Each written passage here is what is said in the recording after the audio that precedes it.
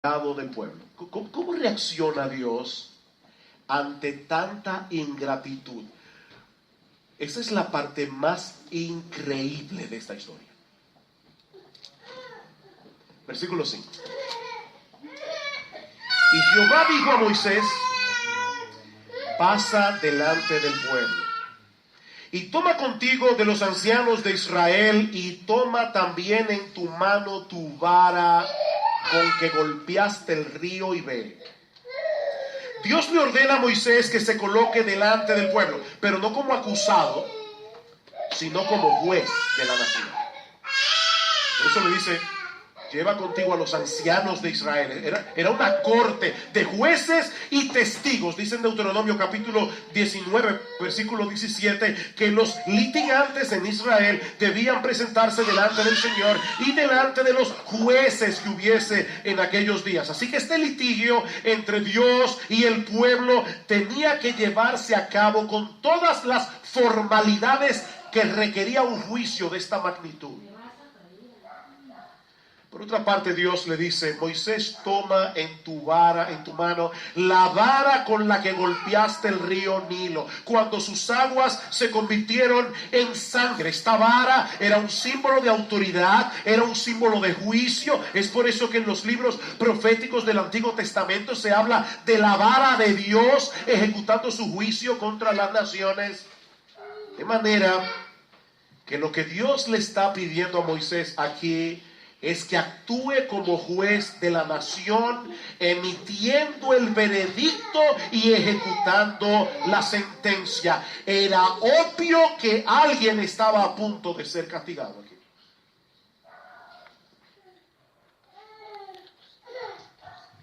Ahí vemos la importancia de los detalles. Porque es importante, por ejemplo, guiarnos justamente de gente como Sugel Michelin y tantos Biblias de estudio que nos ayudan realmente a entender lo que estaba pasando. Y todavía no llegamos a la parte todavía más sorprendente, pero si se fijan, este es el preámbulo de lo que está por suceder. Viene un juicio. ¿Alguien lo había visto al leerlo? ¿Sí? Yo tampoco. Está impresionante. Moisés va adelante, pero ojo, no va como acusado. La vara es un símbolo de juicio, es un símbolo de autoridad. Lo podemos ver en muchos pasajes. Pero hay que ver, les quiero mostrar uno que es impresionante. Isaías 11, 3 y 4. Isaías 11, 3 y 4.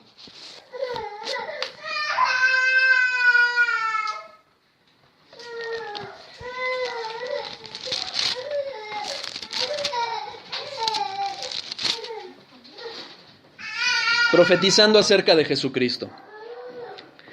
Y le hará entender diligentemente en el temor de Jehová.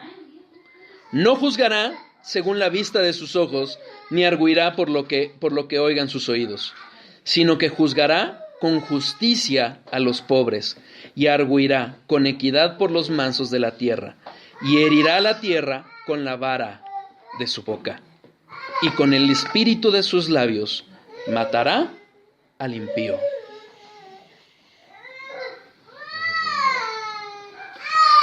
La vara, viene el juicio. ¿Qué pasa con los ancianos? Si se fijan, no le dice, ve tú solo, ve con los ancianos. De acuerdo con W. E. Vine, se reconocía por dones de liderazgo, sabiduría y justicia a los ancianos. Se les consagraba para administrar justicia, para disputar y guiar a las personas.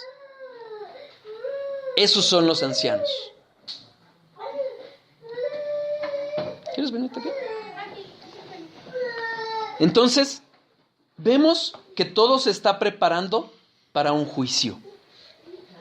Y como dice Sugel, alguien va a ser castigado.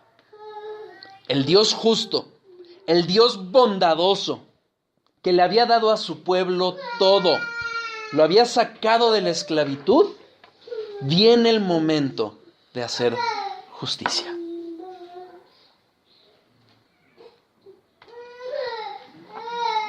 Pero, oh misterio de misterios, en ese momento ocurre lo impensable. Versículo 6. He aquí que yo estaré delante de ti allí sobre la peña en Horeb, y golpearás la peña, y saldrán de ella aguas, y beberá el pueblo. Y Moisés lo hizo así en presencia de los ancianos de Israel. Esta expresión, yo estaré delante de ti, se usa frecuentemente para indicar en el Antiguo Testamento la actitud de un siervo cuando se coloca delante de su amo, delante de su señor, para recibir órdenes, para llevar a cabo lo que el amo le ordena. Es por eso que en la Biblia nunca se muestra a Dios compareciendo delante de los hombres. No, siempre son los hombres los que comparecen delante de Dios, excepto en este momento. Esa es la única vez en toda la historia de la Biblia que Dios comparece delante de los hombres. Y Dios decide colocarse sobre la roca en el monte Horeb. En el Antiguo Testamento se usa a menudo el simbolismo de la roca para referirse a Dios como aquel que trae salvación a su pueblo. Dice en Deuteronomio capítulo 32, versículo 4, que nuestro Dios es la roca cuya obra es perfecta. Y en el Salmo 18:1 el salmista se dirige a Dios como roca mía y castillo mío, mi libertador. ¿Qué es entonces lo que está sucediendo aquí? Que Dios se está colocando delante de Moisés para recibir todo el peso del castigo que su pueblo merece.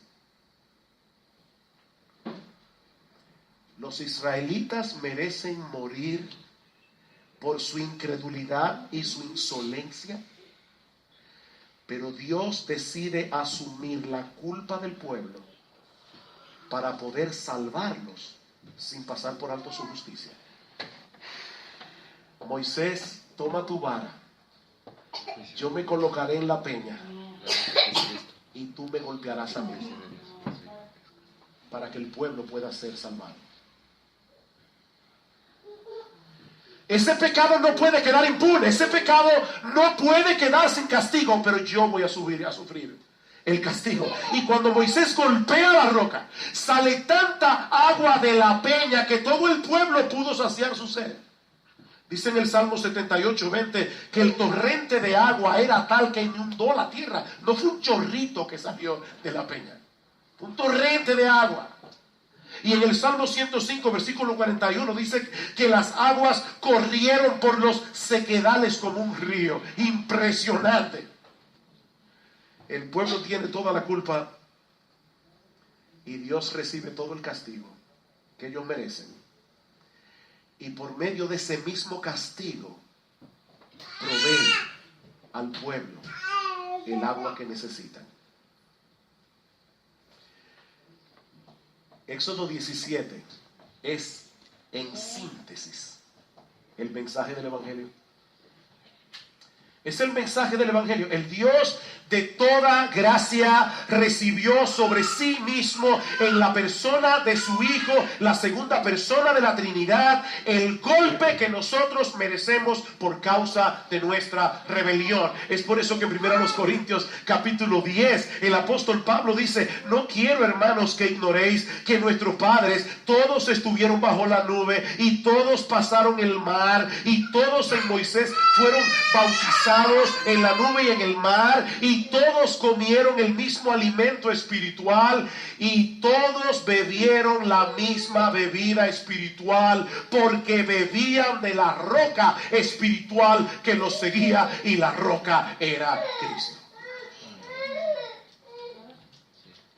Fue el Señor Jesucristo, como el ángel de Jehová, el que se colocó sobre la peña en Horeb para recibir el golpe de la vara de Moisés. Y todo eso como preámbulo de ese otro día en el Calvario, cuando Jesús habría de recibir todo el peso de la ira de Dios que tu pecado y el mío merecen, para que nosotros hoy pudiéramos ser librados. Es por causa de su muerte en la cruz que los creyentes somos saciados con el agua de la salvación. No fue por casualidad que cuando Jesús fue herido, dice que de su costado salió sangre y agua. Sangre y agua. Es una sangre que purifica, es una sangre que limpia de pecado. ¿Ustedes recuerdan la conversación del Señor Jesucristo con la mujer samaritana junto al pozo de Jacob en Juan 4? ¿Qué le dice el Señor? Cualquiera que bebiere de esta agua volverá a tener sed, mas el que bebiere del agua que yo le daré no tendrá sed jamás, sino que el agua que yo le daré será en él una fuente de agua que salte para vida eterna. En otras palabras, mujer, yo soy la verdadera roca del monte Horeb. Y cuando se ha golpeado en la cruz con la vara de la justicia de Dios, de mí saldrá un torrente de agua viva que saciará plenamente la sed de todo aquel que venga y beba por medio de la fe. Más adelante en el capítulo 7 del Evangelio de Juan, dice que el Señor Jesucristo se puso en pie en el último gran día de la fiesta en el templo y clamó en alta voz: si alguno tiene sed, venga a mí y beba. El que cree en mí, como dice la Escritura, de su interior correrán ríos de agua viva. Vengan, vengan, dice el Señor. Vengan y beban de este manantial. Yo soy la peña de Horeb. Me encanta una profecía que aparece en el capítulo 32 del profeta Isaías, escrito 700 años antes de Cristo. Allí se profetiza la venida de un gran rey. Lo sorprendente de esa profecía es que dice que ese gran rey será al mismo tiempo una roca de refugio y un manantial de agua. He aquí que para justicia reinará un rey, y será aquel varón como escondedero contra el viento y como refugio contra el turbión, como arroyos de aguas en tierra de sequedad, como sombra de gran peñasco en tierra calurosa. Cristo es la roca. Cristo es la roca. Él es esa bendita roca en la cual podemos refugiarnos y de cuyas aguas podemos beber y saciar nuestra sed perpetuamente. Los israelitas en su insolencia le preguntaron a Moisés en el desierto: ¿está Jehová entre nosotros o no? La respuesta es sí. Sí, Dios está en medio de ustedes en una forma que no pueden ni imaginar. Dios no solamente está en medio de ellos, Dios está en el lugar de ellos, soportando sobre la roca el castigo que ellos merecían por su pecado y su insolencia. Esa es la gran historia que se revela a través de todas las historias de la Biblia. El hombre ha pecado contra Dios. El hombre se ha rebelado contra su autoridad, yendo en contra de toda evidencia. Yendo en contra de toda evidencia. Y está la rebelión, que en el mundo entero no existe una sola persona que pueda ser señalada como justa o como buena. Dice en Romanos capítulo 3. No hay justo ni aún uno. No hay quien entienda. No hay quien busque a Dios. Todos se desviaron. Aún se hicieron inútiles. No hay quien haga lo bueno. No hay ni siquiera uno. Pero en vez de dejar al hombre en esa terrible condición, el Dios de toda gracia, el Dios de toda bondad, el Dios de un amor incomprensible, diseñó un plan de salvación a través del cual Él pudiera perdonar al culpable sin pasar por alto su justicia. ¿Cómo? La segunda persona de la Trinidad, Dios el Hijo, se hizo hombre para asumir nuestra culpa en la cruz del Calvario, para que todo aquel que en Él cree no se pierda, mas tenga vida eterna. No me tardo mucho, ya lo acabo. Pero quiero nada más